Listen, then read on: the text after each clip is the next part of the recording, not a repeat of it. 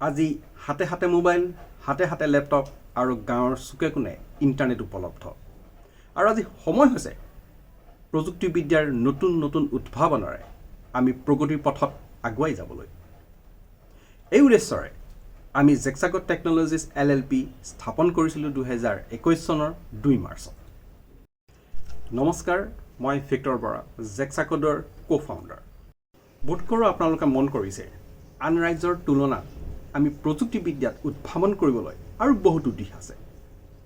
আমি যেন প্ৰতিজন মানুহ একোজন কনজিউমাৰ হৈ পৰিছোঁ আৰু আমি যেন প্ৰযুক্তিবিদ্যাত শিকিবলৈ আৰু বহুতো বাকী আছে। আমি জেক্সাকোডৰ যোগেদি Electricals, electronics, computer software, hardware আৰু প্ৰযুক্তিবিদ্যাৰ বিভিন্ন ট্ৰেইনিং উপলব্ধ কৰিবলৈ ওলাইছোঁ অসমৰ ৰাইজৰ মাজত।